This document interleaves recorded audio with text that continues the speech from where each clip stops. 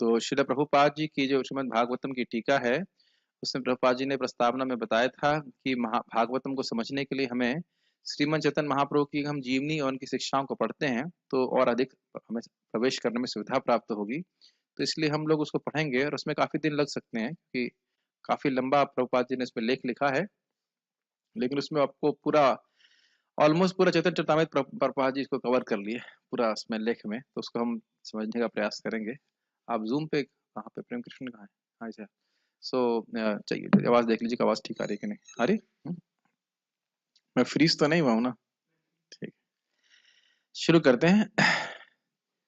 श्रीमद् भागवतम के प्रचारक भगवान श्री चैतन्य के जीवन तथा उपदेशों का संक्षिप्त परिचय।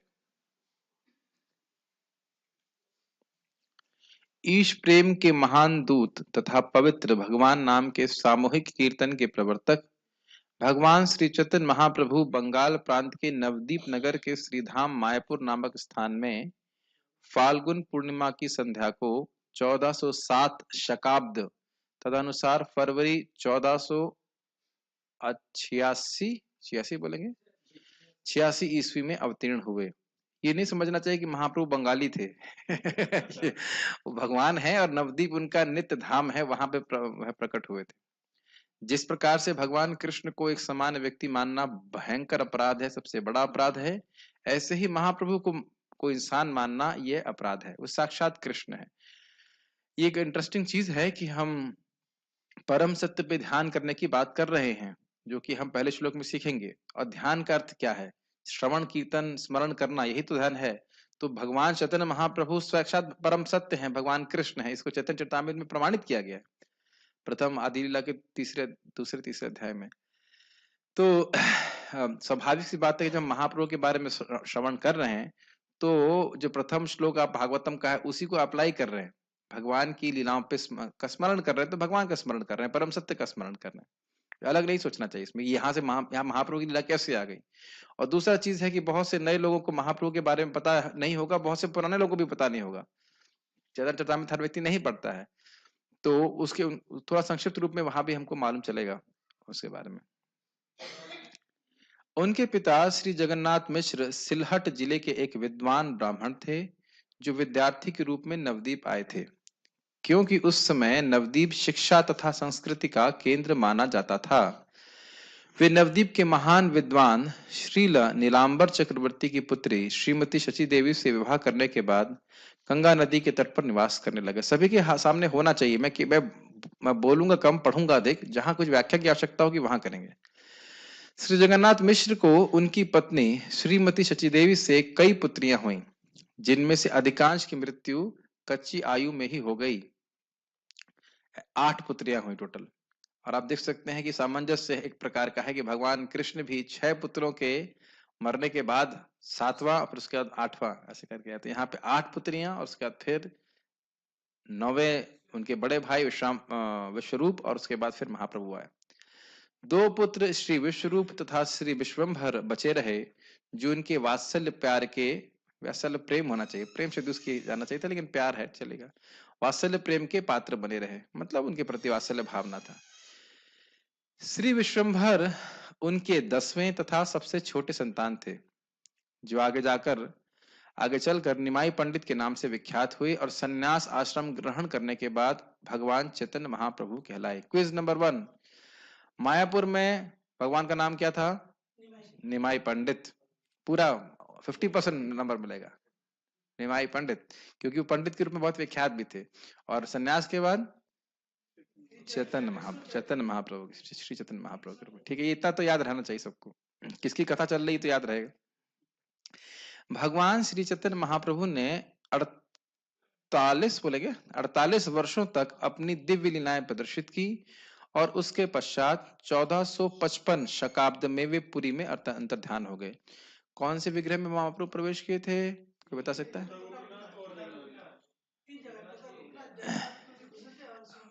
अच्छा, तो यहाँ भक्तों का मतामत हो रहा है, कह रहे हैं कि टोटा गोपीनाथ में भी प्रवेश कर गए थे, और जगन्नाथ में भी प्रवेश कर गए थे, और समुद्र में प्रवेश कर गए थे। एक साथ तीनों जगह कैसे हो सकते हैं? क्योंकि भगवान है। देखिए एक बात ध्यान देना चाहिए, भागवत में ही एक शिक्षा है, स्मरन्तः स्मारयन्तश्च मिथ्याघौ घनाशम। भक्त लोग साथ में आते हैं और एक दूसरे को स्मरण कराते हैं। स्मरन्तः स्मारयन्तश्च मिथ अघौ घनाश, मिथ मतलब साथ में आकर के स्मरण करते हैं स्वयं और दूसरे को स्मरण कराते हैं कृष्ण का। इस प्रकार से अघ औघ, अघ पाप और औघ मतलब समूह, पापों के समूह को नाश कर देते हैं। तो ऐसा हो सकता है कि बहुत सारी बातें आपको स्मरण हो, मुझे नहीं हो, और बहुत सारी बातें हो सकता है मुझे स्मरण हो, आपको नहीं, हम दोनों को स्मरण हो, लेकिन दोनों ही एक दूसरे को स्मरण कराते हैं और इससे हमारी भक्ति में प्रगति होती है। हरे कृष्ण मंत्र में हरे के बाद क्या है? कृष्ण है, उसके बाद क्या है? हरे है, उसके बाद कृष्ण है, उसके बाद फिर कृष्ण कृष्ण है। तो पता तो सबको रहता है, लेकिन जितनी बार स्मरण करेंगे, जितनी बार बोलते हैं, उतना सुख मिलता है। समझ रहे हैं, ये बात इंपॉर्टेंट है। ठीक है। वे अपने प्रथम 24 वर्षों तक विद्यार्थी तथा गृहस्थ के रूप में नवद्वीप में रहे। उनकी पहली पत्नी श्रीमती लक्ष्मी प्रिया थीं, जिनकी मृत्यु अल्पायु में हो गई जब महाप्रभु अपने नगर से बाहर गए हुए थे। ये नगर से बाहर गए हुए तक समझना चाहिए। महाप्रभु नवद्वीप से पूर्व बंगाल, यानी कि जो अभी बांग्लादेश है, वहां गए हुए थे। और यहाँ पे चैतन्य भागवत में वर्णन है कि उनसे विरह रूपी सर्प ने लक्ष्मी प्रिया को काट लिया और उन्होंने शरीर छोड़ दिया। फिर महाप्रभु के पास वो सूक्ष्म रूप से पहुंच गई।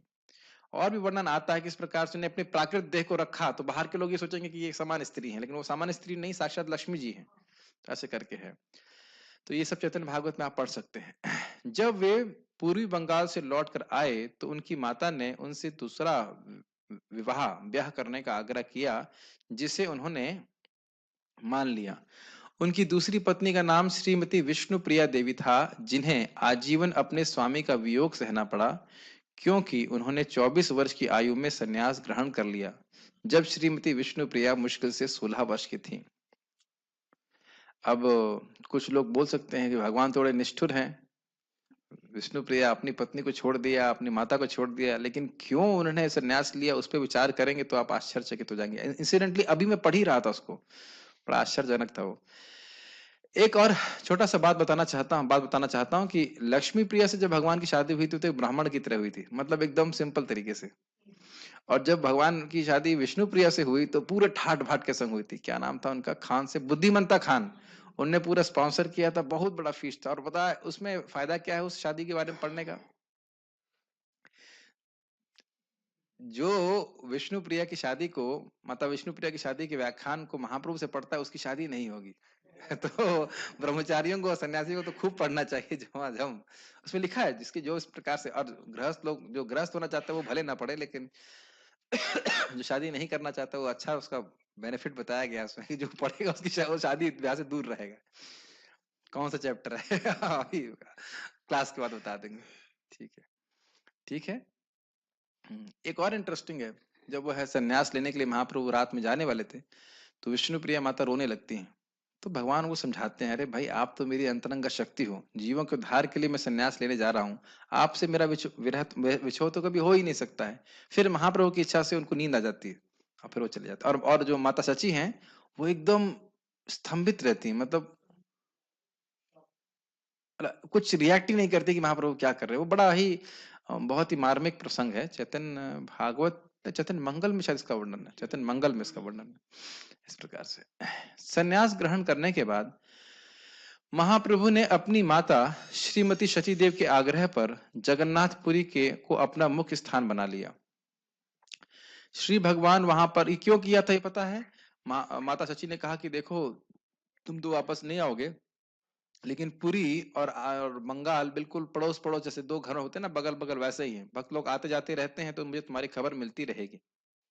तो महाप्रभु इसीलिए पुरी में अपने जो भी भजन स्थली कह लीजिए, जो भी कह लीजिए, वहां पे वहीं पे रहे।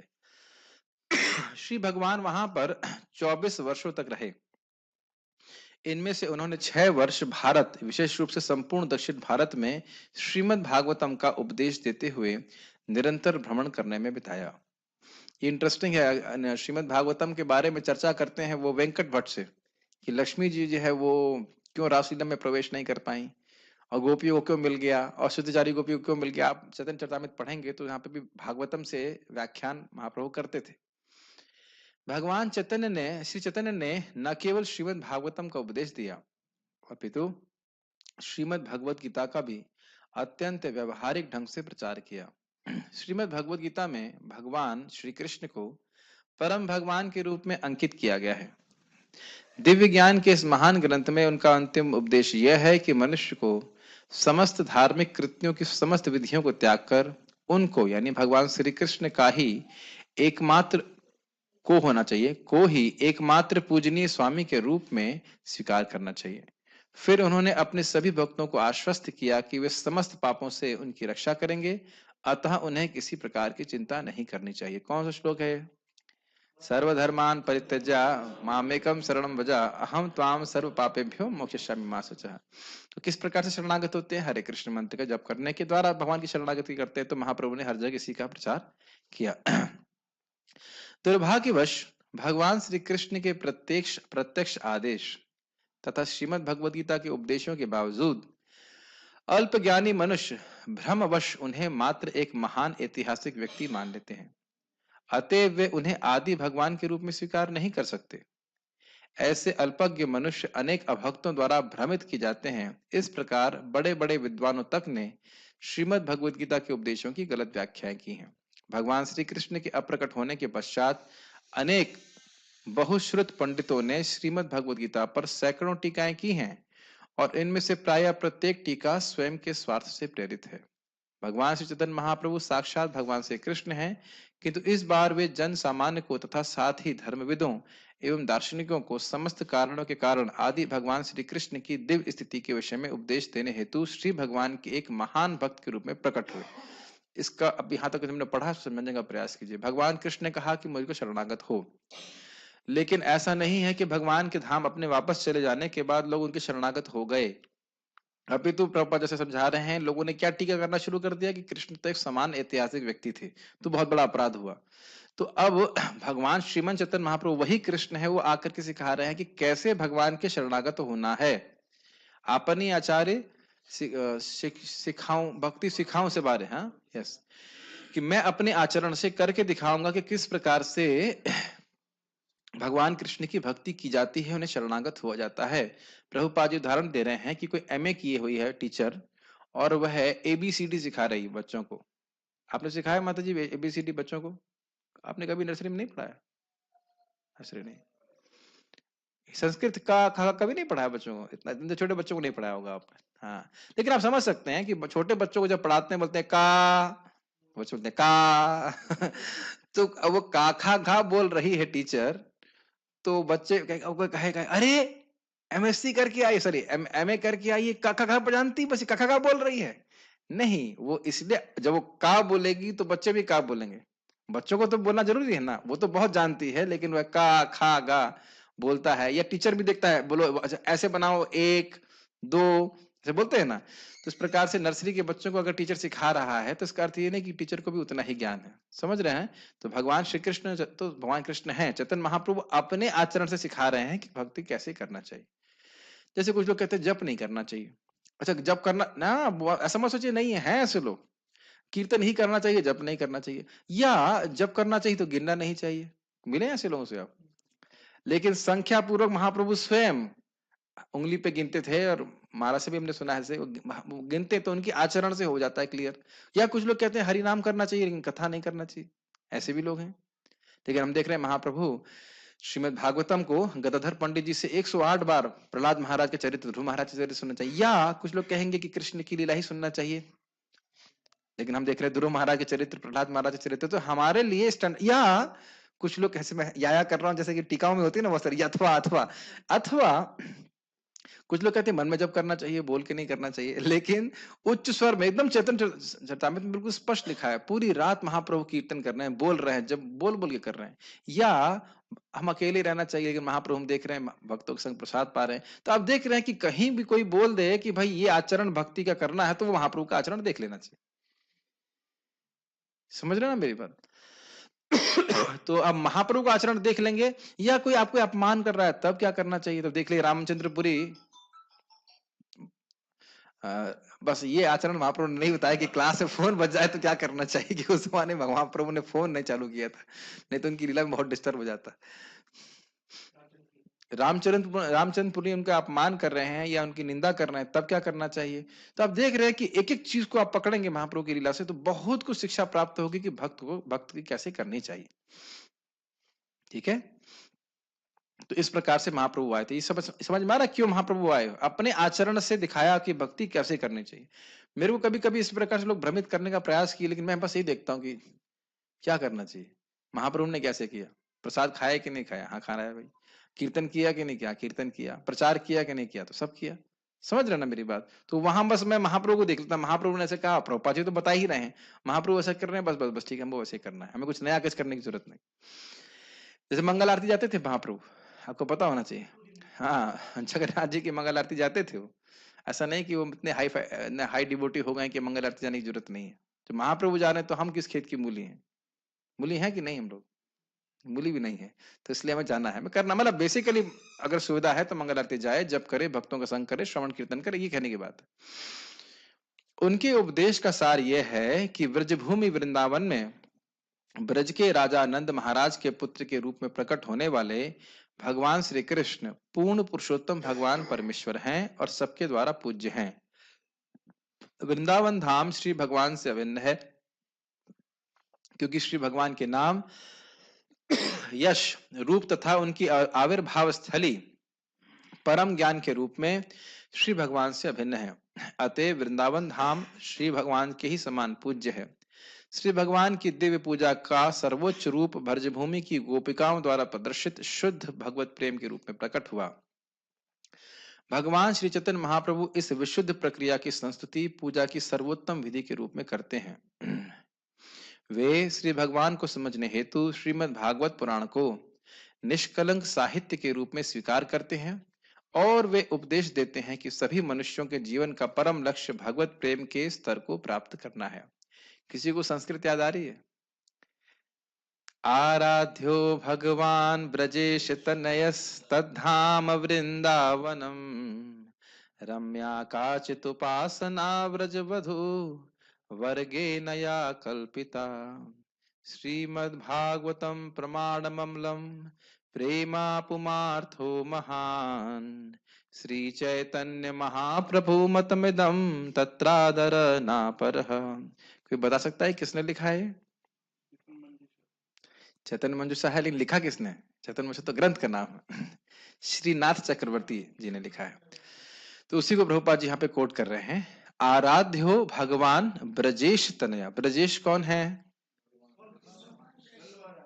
नंद महाराज। यस, आराध्यो भगवान ब्रजेश तनया। तनय है बेटे, तो ब्रजेश है नंद महाराज। तो नंद महाराज के बेटे ये परम आराध्य हैं।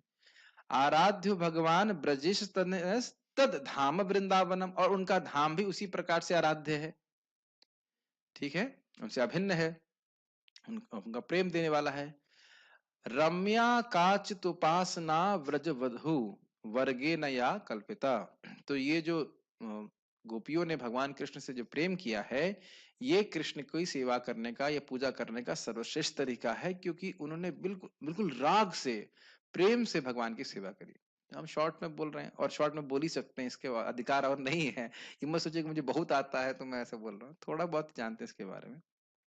और वो गोपियों का प्रेम देने के लिए महाप्रभु आए थे। आगे क्या है? श्रीमद् भागवतम प्रमाणम अमलम प्रेमा पुमार्थ महान। श्रीमद् भागवतम इस संबंध में प्रमाण है। गोपियों का ने किस प्रकार से भगवान कृष्ण से प्रेम किया, ये प्रमाण दे रहे हैं। और अमल प्रमाण है, मतलब इसमें जो ये जो पुराण है श्रीमद् भागवतम, इसमें कहीं कोई कर्म कांड, ज्ञान कांड, मुक्ति भुक्ति की कोई विवेचना मीमांसा नहीं है। भगवान के प्रति अनन्य प्रेम का ही वर्णन है। और वो हाईएस्ट प्रेम क्या है? गोपियों का प्रेम है कृष्ण के प्रति। और जीव के लिए परम पुरुषार्थ क्या है? तो कह रहे हैं प्रेमा पुमार्थो महान। ये जो भगवत प्रेम प्राप्त करना, ये जीव का परम लक्ष्य है, प्रयोजन है। और इस संबंध में क्या कह रहे हैं? श्री चैतन्य महाप्रभु मतमिदम तत्रादर ना परः। ये श्रीमन चैतन्य महाप्रभु का मत है, इससे अधिक, इस मत से अधिक आदर हमें किसी के प्रति नहीं है। समझ में आया क्या क्या चीजें हैं? आराध्य कौन है? ब्रजेश तनय नंद महाराज के बेटे भगवान कृष्ण, गोलोक विहारी। दूसरा, उनका धाम, इसीलिए गौड़ीय वैष्णव लोग स्पेशली वृंदावन को बहुत पसंद करते हैं। तीसरा, सर्वश्रेष्ठ उपासना की विधि है राग मार्ग में, जैसे गोपियों ने भगवान कृष्ण से किया। और चौथा है कि श्रीमद् भागवतम इस संबंध में अमल प्रमाण है। और पांचवा, भगवान का प्रेम प्राप्त करना, यह जीवन का परम लक्ष्य है। तो ये 5 चीजें महाप्रभु की शिक्षाओं की मूल बात है। बहुत से डिवोटीज को पता होगा, बहुत से लोगों को नहीं पता होगा। भगवान श्री चैतन्य के अनेक भक्तों ने, जैसे कि श्रील वृंदावन दास ठाकुर, श्रील लोचन दास ठाकुर, श्रील कृष्णदास कविराज गोस्वामी, श्रील कवि कर्णपुर, श्रील प्रबोधानंद सरस्वती, श्रील रूप गोस्वामी, श्रील सनातन गोस्वामी, श्रील रघुनाथ भट्ट गोस्वामी, श्रील जीव गोस्वामी, श्रील गोपाल भट्ट गोस्वामी, श्रील रघुनाथ दास गोस्वामी ने तथा विगत 200 वर्षों में श्रील विश्वनाथ चक्रवर्ती, श्रील बलदेव विद्याभूषण, श्रील श्यामानंद गोस्वामी, श्रील नरोत्तम दास ठाकुर, श्रील भक्ति विनोद ठाकुर तथा अंत में श्रील भक्ति सिद्धांत सरस्वती ठाकुर, हमारे अर्थात श्रील प्रभुपाद जी के गुरु महाराज तथा अनेकानेक महान विख्यात विद्वानों तथा भक्तों ने श्री भगवान के जीवन तथा उनकी शिक्षाओं के विषय में बड़े बड़े ग्रंथ लिखे हैं। थोड़ा सा याद दिला देना चाहता हूँ कौन कौन से ग्रंथ लिखे हैं। श्रीला वृंदावन दास ठाकुर ने लिखा है चैतन्य भागवत, श्रीला लोचन दास ठाकुर ने लिखा है चैतन्य मंगल, श्रीला कृष्णदास कविराज गोस्वामी ने लिखा है चैतन्य चरितामृत, श्रीला कवि कर्णपुर ने लिखा है गौर गणोदेश दीपिका, श्रीला प्रबोधानंद सरस्वती ठाकुर ने लिखा है ये वृंदावन महिमामृत। और कौन से ग्रंथ लिखे हैं? चैतन्य चंद्रामृत भी शायद हाँ उन्होंने लिखा हुआ। यस, रूप गोस्वामी पाद का तो खैर कहना ही क्या, भक्ति स्वामी सिंधु और बहुत सारे ग्रंथ हैं, उपदेशामृत और बहुत सारे ग्रंथ लिखे उन्होंने। सनातन गोस्वामी पाद ने बृहत भागवतामृत और बहुत सारे ग्रंथ लिखे।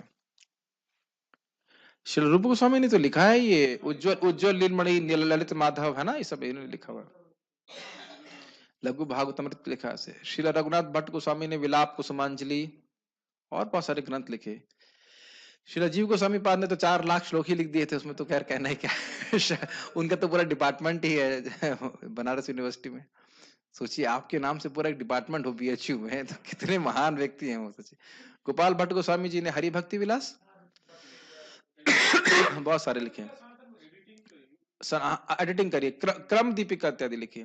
श्रीला रघुनाथ दास गोस्वामी ने, मैं गलत बोल गया, श्री रघुनाथ भट्ट गोस्वामी ने कौन सा ग्रंथ लिखा मैं नहीं याद कर रहा हूं, लेकिन रघुनाथ दास गोस्वामी ने विलाप कुसुमांजलि इत्यादि लिखे हैं ग्रंथ।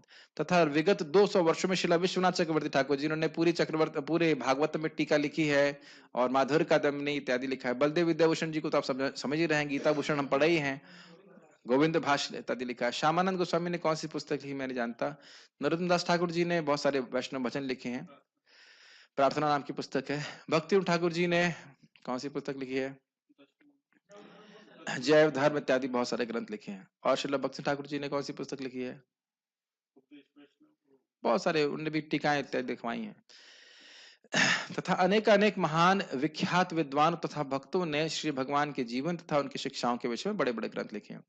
ये ग्रंथ वेदों, पुराणों, उपनिषदों, रामायण, महाभारत तथा मान्य आचार्यों द्वारा स्वीकृत अन्य इतिहासों एवं प्रामाणिक साहित्य जैसे शास्त्रों पर आधारित है। ये बहुत इंपॉर्टेंट पॉइंट है। महाप्रभु ने रूप गोस्वामी पाद और सनातन गोस्वामी पाद को ये एक आज्ञा दिया था कि तुम अधिकृत भक्ति के ग्रंथों का प्रकाशन करो, ताकि लोगों को समझ में आए भक्ति कैसे करनी जानी चाहिए। रूप गोस्वामी पाद को 10 दिन शिक्षा दिया महाप्रभु ने, और सनातन गोस्वामी पाद को 2 महीना शिक्षा दिया। और उनको सनातन गोस्वामी ने बोला कि आप कृपा करिए कि जो भी आपने मुझे बोला है वो मेरे हृदय में स्फुरित हो जाए। तो महाप्रभु उनको आशीर्वाद देते हैं इस प्रकार से। उनकी रचना अद्वितीय है और उनका प्रस्तुतिकरण अतुलनीय है, और ये सब दिव्य ज्ञान से परिपूर्ण है। कभी ये सोचना नहीं चाहिए कि आचार्यगण अपने मन से कुछ लिख देते हैं, कभी नहीं सोचना चाहिए। चक्रवर्ती पाद हैं, जितने भी भक्त हैं, वह सब शास्त्रों का नाना क्या है, नाना शास्त्र विचार अनेक निपुण सद्धर्म संस्थापक हो। प्रभुपाद जी बोलते हैं ऐसा नहीं कि खाली कीर्तन में नाच रहे तो शास्त्र कुछ पता नहीं है, दोनों ही चीजें हैं। कीर्तन में भी नाच रहे हैं और शास्त्र में भी बहुत निपुण है। यस, दुर्भाग्यवश विश्व के लोग अब भी उनसे अनभिज्ञ हैं, किंतु जब ये साहित्य, जो मुख्य रूप से संस्कृत तथा बंगला में है, विश्व के सामने प्रकाश में आएगा और जब विचारशील लोगों के समक्ष प्रस्तुत होगा, तब यह रुग्ण संसार भारत के गौरव तथा प्रेम संदेश से अप्लावित हो उठेगा, जो आचार्यों की गुरु शिष्य परंपरा से स्वीकृत न होने वाली विविध भ्रामक विधियों द्वारा शांति तथा संपन्नता की प्राप्ति के व्यर्थ प्रयास में लगा हुआ है। जो मैं समझ रहा हूं, प्रभुपाद जी जब इस तात्पर्य को लिख रहे हैं तब चैतन्य चरितामृत नहीं छपा था। इसीलिए प्रभुपाद ये बात बोल रहे हैं। अभी आप देखेंगे कि प्रभुपाद कहेंगे कि टीचिंग्स ऑफ लॉर्ड चैतन्य, तो शायद इसलिए ऐसा प्रभुपाद आप लिख रहे हैं। हाँ, और ये बात सही बात है। जब कोई व्यक्ति, ये तो आप समझ ही रहे हैं कि भोगों के विभिन्न प्रयासों के द्वारा आजकल की मानव जो आधुनिक सभ्यता है वो सोच रही है कि हम सुखी हो जाएंगे, लेकिन सुखी होने का एकमात्र तरीका आप सभी जानते हैं, भगवान के चरणों में विशुद्ध प्रेम। और किस प्रकार से वह प्रेम प्राप्त होगा उसकी एकदम सटीक व्याख्या आचार्यगणों ने करी है। जैसे आप लोगों ने, अगर याद हो, माधुर्य कदमनी का थोड़ा सा लेक्चर आपने सुना हो, तो बताया किस प्रकार से श्रद्धा क्या होती है, श्रद्धा से हम कैसे क्या कहते हैं, भजन प्रक्रिया में आते हैं, भजन निवृत्ति नहीं भजन प्रक्रिया उसके बाद अनर्थ निवृत्ति, और उसके बाद निष्ठा, ऐसे करके हम आते हैं। ठीक है ना?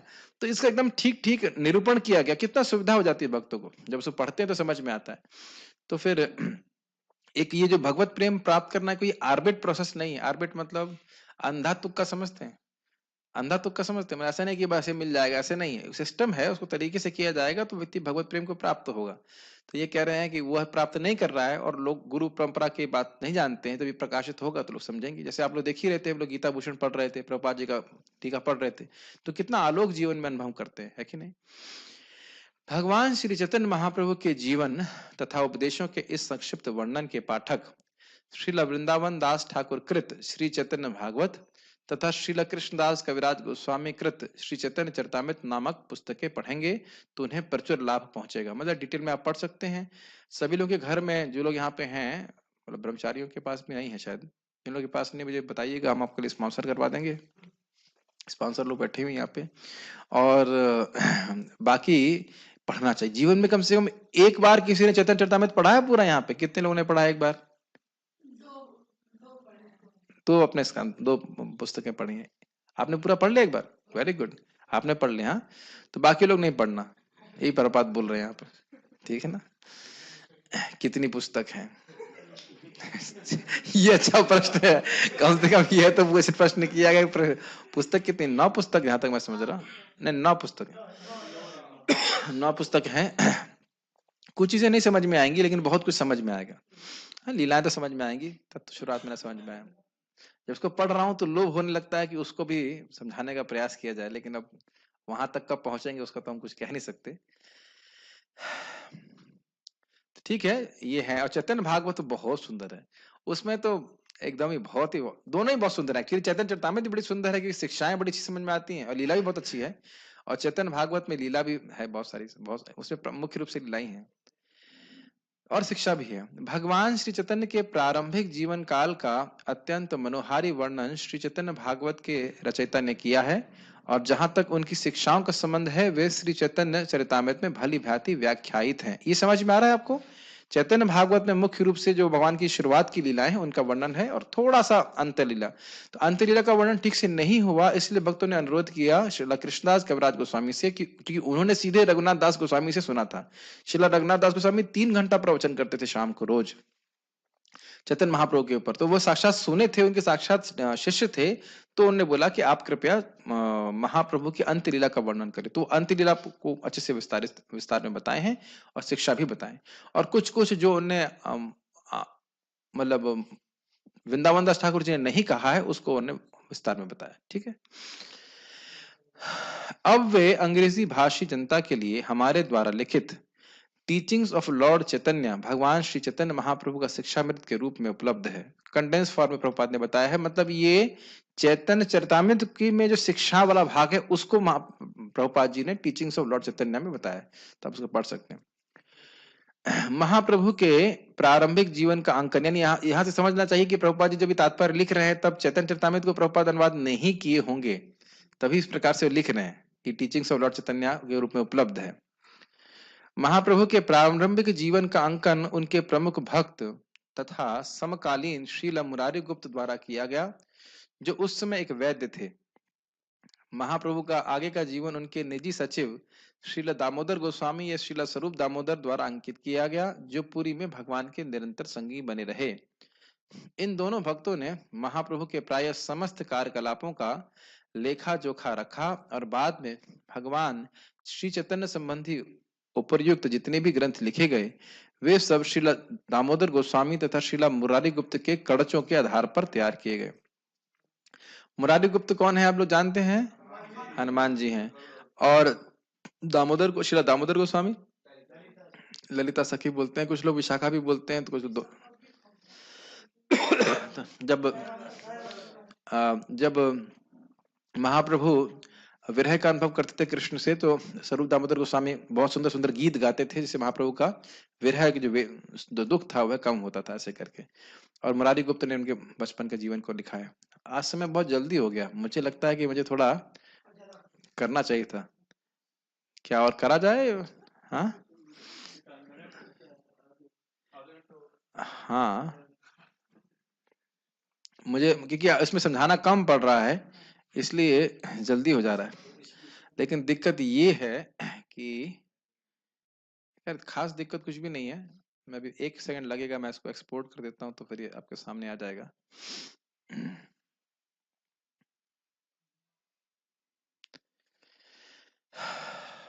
ओके, उम्मीद है कि ये आ ही जाएगा। ओके, आप लोगों के पास नहीं आया ना?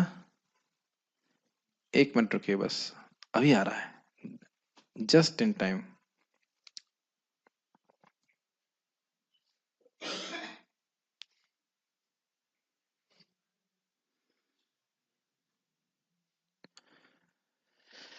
ओके, आ गया। तो ठीक है, हम शुरू आगे अपनी कथा को बढ़ाते हैं। सबके पास मिल दिख रहा है ना? हाँ। इस प्रकार श्री भगवान मिल गया। पेज नंबर 29, जो भी फाइल भेजी गई उसको आप देखिए। नहीं समझ में आ रहा है? Corrected life and teachings of Mahaprabhu, उसमें 29वें पेज पे जाइए। ठीक। इस प्रकार श्री भगवान 1407 शकाब्द में फाल्गुन पूर्णिमा की संध्या वेला के समय अवतीर्ण हुए और भगवत इच्छा से उस संध्या को चंद्रग्रहण था। अब चंद्रग्रहण क्यों था इसको समझाएंगे। ग्रहण के समय में हिंदू जनता द्वारा गंगा नदी में या किसी अन्य पवित्र नदी में स्नान करने और शुद्धि के लिए वैदिक मंत्रों का उच्चारण करने की प्रथा है। अतएव जब भगवान श्री चैतन्य का जन्म चंद्र ग्रहण के समय हुआ, उस समय संपूर्ण भारतवर्ष हरे कृष्णा कृष्णा कृष्णा हरे हरे, हरे राम राम राम हरे हरे की दिव्य ध्वनि से गूंज रहा था। ये मिल गया ना टेक्स्ट आप लोगों को? श्री भगवान के ये है 16 नाम अनेक पुराणों तथा उपनिषद। हाँ, रुको 1 मिनट, बताना जरूरी है।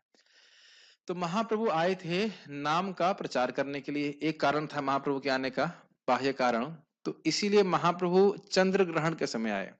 तो हिंदू लोग तो हरे कृष्णा कर ही रहे थे, मुसलमान भी उनका मजाक बनाकर देखो हरे कृष्णा कर रहे हैं, हरे कृष्णा कर, तो वह भी हरे कृष्णा बोलने लगे। तो सभी लोग भगवान का नाम उच्चारण कर रहे थे। तो इस कारण से चंद्र ग्रहण के दिन महाप्रभु अवतरित हुए थे। क्या है वो दिन? हम लोग क्या कहते हैं उसको? कौन सी पूर्णिमा? फाल्गुन पूर्णिमा, गौर पूर्णिमा, यानी पूर्णिमा वाले दिन चंद्र ग्रहण लगा हुआ था। तो इसलिए सब लोग जो है घबरा करके भगवान का नाम उच्चारण कर रहे थे। एक इंटरेस्टिंग है कि महाप्रभु के आने से पहले लोग नाम उच्चारण ऐसे कर भी देते हो, लेकिन ऐसे भगवान के नाम की शरण नहीं लेते थे। कदाचित ऐसे हल्का फुल्का नाम ले लिए, लेकिन ऐसे भगवान के नाम का आश्रय कीर्तन इत्यादि नहीं होता था। तो महाप्रभु के साथ ही भगवान का नाम भी अवतरित हुआ। श्री भगवान जैसे आपने भी जीवन में देख लीजिए ना, जब तक भक्तों के संग में नहीं आए थे तो इतना हरि नाम थोड़ा करते थे आप। 28,000 बार जम करके, चाहे सोते हैं, चाहे गिरते हैं, चाहे कुछ हो, रो के धो के कोई नहीं कर रहे थे ना। तो जिस प्रकार से महाप्रभु के संपर्क में जब भक्त आता है, तब वो नाम के पीछे पागल होता है। नहीं तो हाँ, बहुत होगा, अरे वो कृष्णा होटल में आ जा से व्हाटएवर पनीर लेके आ जाओ, ऐसा इतना ही बोलेंगे बस। इसी तरह से कृष्ण निकलता था, और तो हरे कृष्ण नहीं निकलता था। हरे कृष्ण तो निकलता ही नहीं था। या सुन लिया होगा किसी कोई भजन, हरे कृष्ण का जप हो और हरे कृष्ण की हाला, लेकिन उसके आगे ये पता नहीं था कि महामंत्र क्या। ये सुने ना, भजन सुने थे, ये भजन हरे कृष्ण मंत्र से पहले सुने थे हम लोग हिंदी में, लेकिन ये पता नहीं था कि हरे कृष्ण के बाद आगे क्या है, हरे कृष्ण है वो नहीं पता था। गांव वगैरह में होता, हम शहर की बात कर रहे हैं, इधर तो नॉर्थ इंडिया में उतना नहीं होता। अभी भी बहुत सारे लोगों को 16 ये हरे कृष्ण मंत्र नहीं पता है। ठीक है। श्री भगवान के ये 16 नाम अनेक पुराणों, पुराणों किसने लिखा हुआ है एडिटर साहब? पुराणों क्या होता है?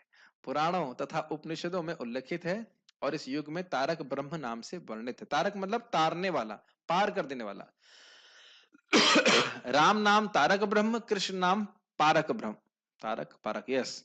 तारक मतलब मुक्त करने वाला, कृष्ण नाम पारक है, प्रेम देने वाला। जीव को समय पास समझाते हैं, तो दोनों ही नाम इसमें है। शास्त्रों का अभिमत है कि यदि श्री भगवान के इन पवित्र नामों का निरपराध भाव से जप कीर्तन किया जाए तो इससे पतित जीवों का भवबंधन से उद्धार हो सकता है। क्या मतलब है इसका? कि भगवान का नाम भगवान बनने के लिए उपयोग ना किया जाए। ये नहीं सोचना चाहिए कि मैं नाम जप करके भगवान बन जाऊंगा, ऐसे बहुत लोग सोचते हैं। राम राम करूंगा लेकिन राम बन जाऊंगा, एक अपराध से बचना है। और दूसरा क्या है, इसको बेचना नहीं चाहिए। जैसे हम बहुत सारी चीजें बेचते हैं, बहुत सारे मतलब बहुत दुनिया में बहुत सारी चीजें बेची जाती हैं, तो पैसे की प्राप्ति करने के लिए भगवान का नाम उच्चारण नहीं करना चाहिए।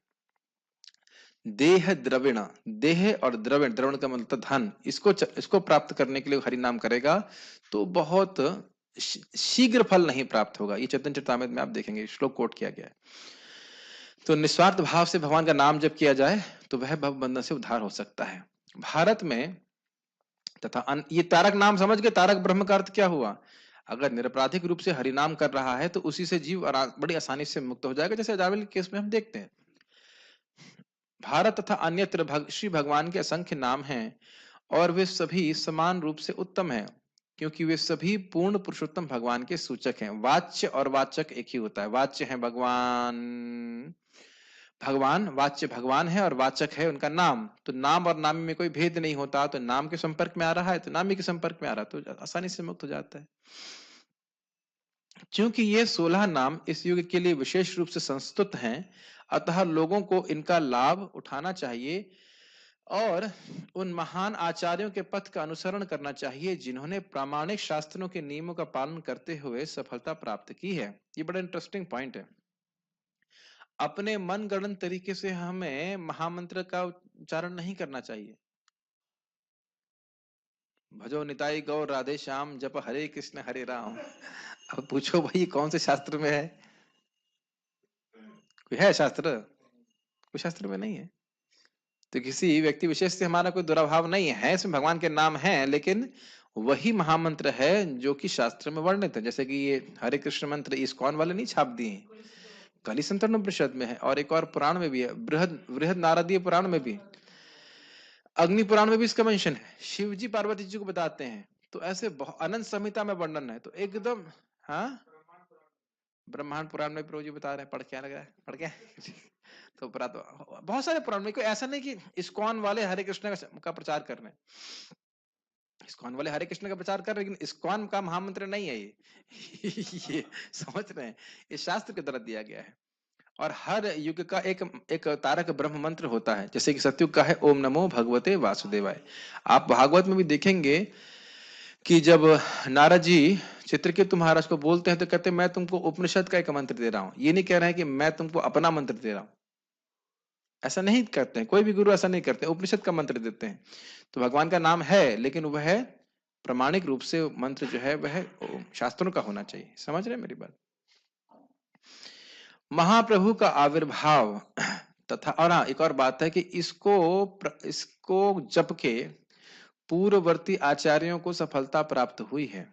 शास्त्र तो है ही, लेकिन साधुओं का भी सदाचार जो है वो प्रमाण है। ये श्रीमद् भागवत में भी आप देखेंगे, शास्त्र का प्रमाण है लेकिन साधुओं का भी प्रमाण है। जैसे हमने सुना था ना, शुण्वन्ति गायन्ति गृणन्ति साधव। तो भाई शास्त्र का प्रमाण तो है कि जगत को पवित्र करने वाला है, लेकिन साधुओं का भी यही साधुओं का सदाचार भी प्रमाण है कि ऐसे ही भगवान की कथा को ही सुनते हैं, उनको गाते हैं, उसे गुनगुनाते हैं, अपने को भी यही बोलते हैं। समझ रहे हैं ना मेरी बात? तो उसी प्रकार से हरे कृष्ण मंत्र शास्त्र में तो है ही, साथ ही प्रभुपाद जी इसको से लाभान्वित हुए। उनके पूर्व उनके गुरु महाराज भी हरे कृष्ण मंत्र करते थे उनके पूर्व गौरकृष्ण किशोर दास बाबा जी महाराज भी, वह भी हरे कृष्ण मंत्र करते थे। भक्तिनाथ ठाकुर जी हरे कृष्ण मंत्र करते थे। जगन्नाथ दास बाबा जी करते थे। और जितने भी आचार्यगण हुए उन्होंने हरे कृष्ण मंत्र का ही को बताया है। तो अब हमें नया मंत्र बताने की क्या आवश्यकता है? हमको तो पता नहीं कि आत्म साक्षात्कार कैसे होगा। हमें तो जो आचार्यगण बता रहे वही स्वीकार करना चाहिए, और वो प्रत्यक्ष रूप से हम देख रहे हैं कि वे लाभान्वित भी होते हैं। समझ रहे ना ये बात प्रभुपाद क्यों बोल रहे हैं? दो चीजें, शास्त्र के अनुसार और साधुओं के, वैष्णव आचार्यों के सदाचार के अनुसार। महाप्रभु का आविर्भाव तथा चंद्र ग्रहण का एक साथ घटित होना श्री भगवान के विशिष्ट उद्देश्य का सूचक है। यह उद्देश्य था इस कली यानी कलह के युग में भगवान नाम कीर्तन की महत्ता का प्रचार करना। बातें बड़ी स्पष्ट समझ में आ रही होंगी, पढ़ने मात्र से समझ में आ गया होगा। इस वर्तमान युग में छोटी छोटी बातों पर भी कलह होने लगती है। अतएव शास्त्रों ने इस युग के लिए अनुभूति के सर्व सामान्य मंच की संस्तुति की है, जो है श्री भगवान के पवित्र नामों का कीर्तन करना। मनुष्य अपनी अपनी भाषा में तथा मधुर गीतों के द्वारा श्री भगवान की महिमा का गायन करने हेतु सभाएं कर सकते हैं, और यदि ऐसी सभाएं निरपराध भाव से की जाएं तो यह निश्चित है कि सभी भाग लेने वालों को किसी कठिन विधि का पालन किए बिना ही क्रमशः आध्यात्मिक पूर्णता प्राप्त होगी। ऐसी सभाओं में सभी लोग, विद्वान तथा मूर्ख, धनी तथा निर्धन, हिंदू तथा मुसलमान, अंग्रेज तथा भारतीय एवं चांडाल तथा ब्राह्मण दिव्य ध्वनि को सुन सकते हैं, और इस प्रकार वे अपने हृदय के दर्पणों से भौतिक संसर्ग की धूल को साफ कर सकते हैं। क्या बताया श्रील प्रभुपाद जी ने यहाँ तक?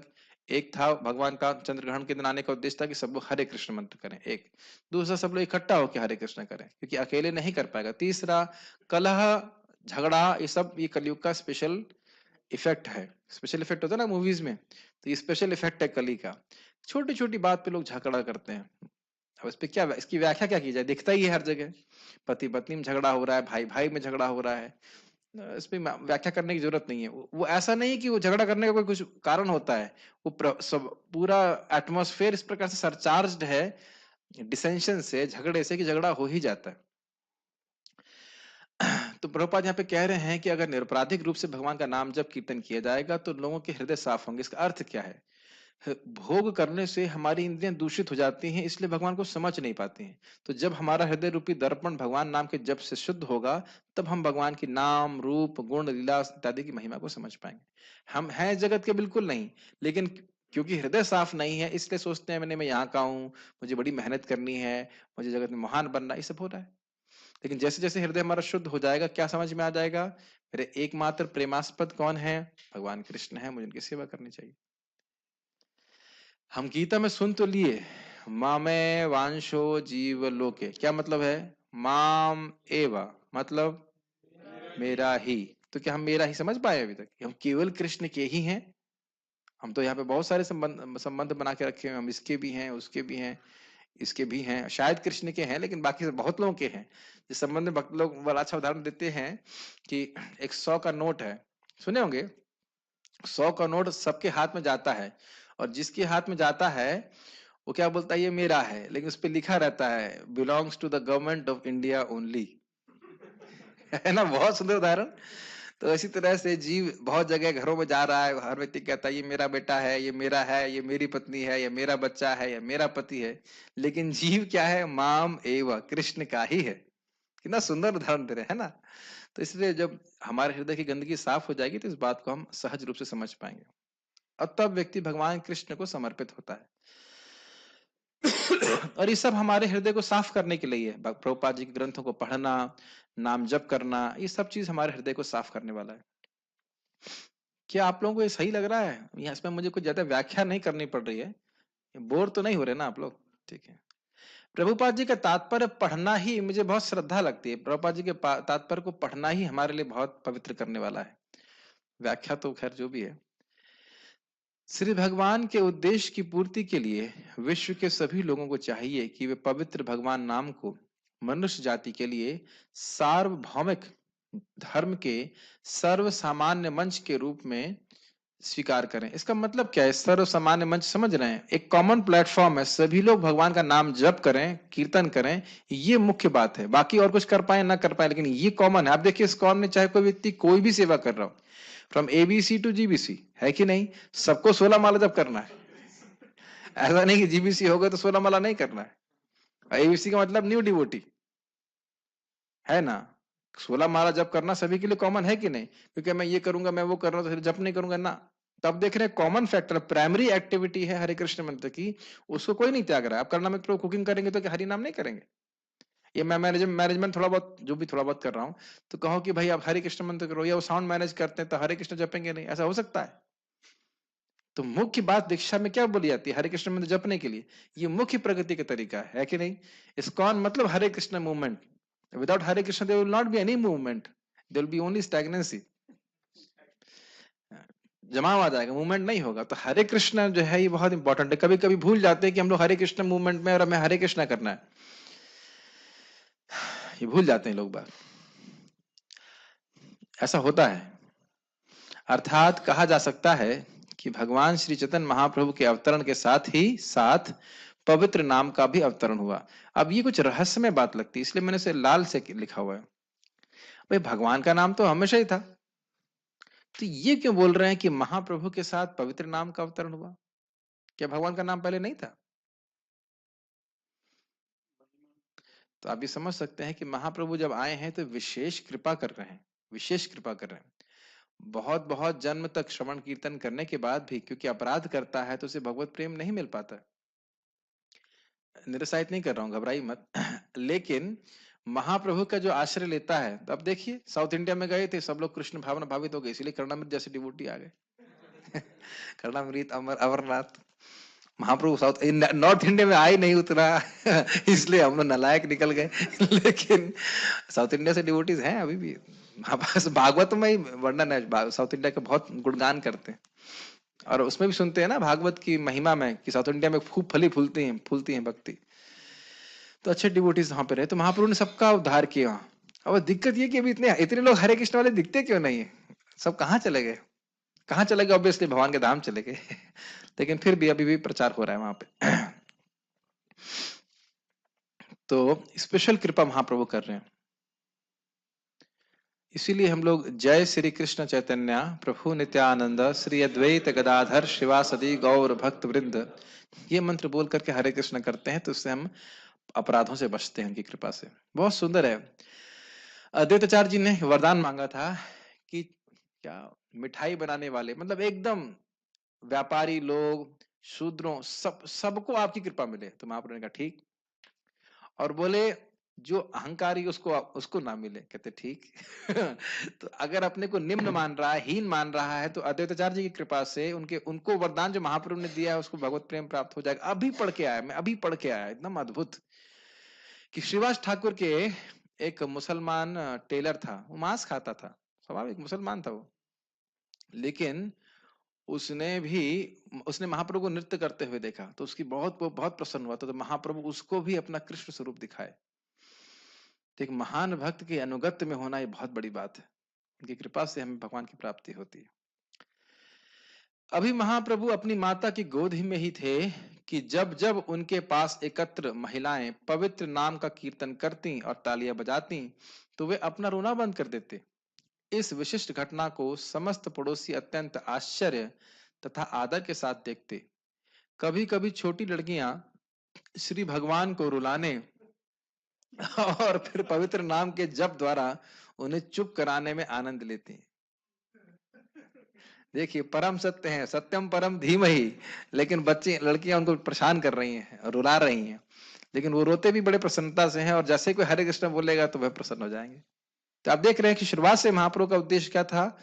हरे कृष्ण का जप, हरे कृष्ण का कीर्तन, हरे कृष्ण का उच्चारण कराना। आगे भी हम सुनेंगे, अभी मैं पढ़ा था, काजी नाम का एक काजी व्यक्ति था, उसने हरि नारायण कृष्ण से बोल दिया, तो महाप्रभु कहते तुम बहुत पुण्यवान हो, तुमने 3 बार भगवान का नाम उच्चारण किया। तो सोचिए आपके प्रति क्या मति होगी जो आप नियमित रूप से 28,000 नाम जप करते हैं।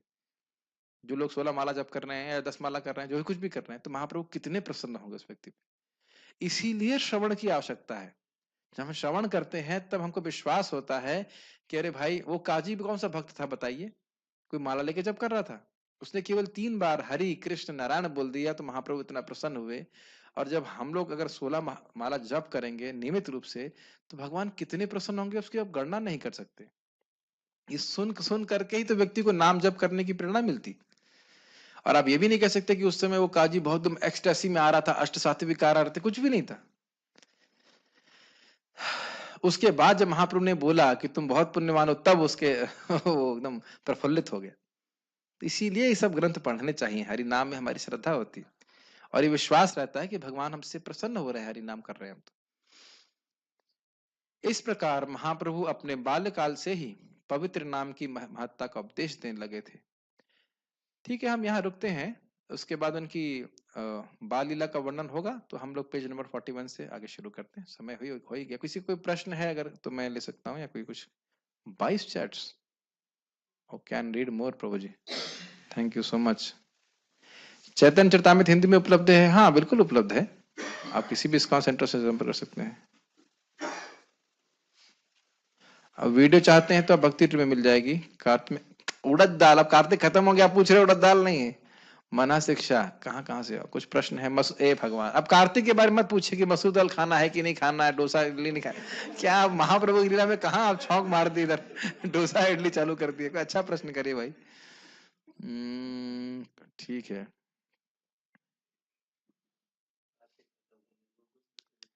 ये एक अच्छा प्रश्न है।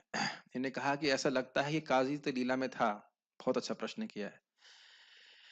काजी तो ऐसा लगता है कि काजी लीला में था, इसलिए वो भक्त था। हम पर कैसे कृपा होगी? क्या आप लोग सोच रहे हैं कि आप लोग लीला में नहीं हैं? महाप्रभु ने कहा था कि क्या, नहीं नहीं नहीं नहीं नहीं नहीं, वो नहीं, ये 10,000 सर्व प्रचार हमें पृथ्वी ते आछे यत नगर आदि ग्राम सर्वत्र प्रचार होइबे मोर नाम। ये महाप्रभु की लीला है। अब हम लोग विश्वास करें या ना करें, लेकिन हम लोग उस लीला के भाग हैं। और अद्भुत बात है कि मुझे हंसी आई थी, एक भक्त बता रहे थे, मेरे ऑफिस में व्यक्ति आया, मैंने उसे बोला तो वो 2 माला जप करने लग गया। वो 2 माला जप करने वाला अपने घर में जाकर 2 लोगों को 2 माला जप पे लेके आ गया। 2 माला करने वाला का इतना उत्साह था कि 2 लोगों को 2 माला पे करने लग गया। हम जीएलए जाते थे, एक स्टूडेंट, वो पता नहीं कितना भक्त बना कि नहीं बना, उनके दादाजी का फोन आया, मेरे को मैसेज आया कि मैं गीता सुनना चाहता हूँ, और वो 16 माला कर रहे हैं, 80 साल के हैं। तो कौन व्यक्ति लाभान्वित होगा हम कुछ नहीं कह सकते। ये महाप्रभु की कृपा से हम लोग को निमित्त बनाकर, जैसे भगवान कृष्ण ने अर्जुन को निमित्त बनाया। क्यों बनाया? क्योंकि अर्जुन युद्ध छोड़ के नहीं भागा था। तो अगर आप इस्कॉन छोड़ के नहीं भागेंगे तो आपको निश्चित रूप से महाप्रभु की कृपा के द्वारा निमित्त बनाया जाएगा, है ना। और कोई कहे कि नहीं, मैं तो इस युद्ध में कोई फायदा नहीं देख रहा हूं, जैसे अर्जुन बोल रहे थे, उसी तरह आप कहें मैं तो इस प्रचार कार्य में कोई फायदा नहीं देख रहा हूं, अब मैं जाकर के अपने बेड में ही फायदा देखता हूं। बेड अच्छा है, जाड़ा लग रहा है, गर्मी कंबल ओढ़ करके 1 नंबर नींद आएगी, तो इसलिए तना। तो हर व्यक्ति किसी ना किसी तरह से भगवान महाप्रभु की इच्छा को पूर्ण करे कि हर chant Hare Krishna and spread Hare Krishna. तो ऐसा मत सोचिएगा कि हम लोग लीला के में भाग नहीं है। अब लीला में भाग लेना चाहते हैं कि नहीं लेना चाहते, वो हम पर है। भगवान की लीला चल रही थी तो कुछ लोग भाग लिए, और जो नहीं लेना चाह रहे थे तो वो अब महाप्रभु की लीला में भाग ले सकते हैं। तो हम लोग इस बारे में विचार कर सकते हैं। ठीक है, बहुत सारे प्रश्न तो नहीं कर सकते, ले सकता, क्योंकि आप फिर महाप्रभु की लीला के प्रश्न करेंगे तो बहुत सारी चीजें जाएंगी, वो भी आदि लीला से पूछ रहे हैं। तो आप समझ रहे हैं, ऐसा नहीं सोचना चाहिए कि हम लीला में नहीं, या आप प्रभुपाद कहते हैं ऐसा सोचना नहीं चाहिए कि हरे कृष्ण मंत्र पहले पहले मजबूत था, शक्तिशाली था, अब उसमें कुछ कमी आ गई है। ऐसा नहीं है। भगवान का हरे कृष्ण मंत्र उतना ही कृपालु, उतना ही सब कुछ है, और अगर हम जब करेंगे तो लाभ प्राप्त होगा। ठीक है, और बाकी प्रश्न तो महाप्रभु की लीला से संबंधित नहीं, तो हम लोग इसी तरह से करते जाएंगे जब तक ये पूरा महाप्रभु का प्रसंग पूरा नहीं होता है। और पढ़ ही रहा हूँ, थोड़ा थोड़ा कमेंट्स या ग्लॉसिंग में दूंगा। श्रीमन चैतन्य महाप्रभु की जय, श्रील प्रभुपाद की जय, निताय गौर प्रेमानंदी।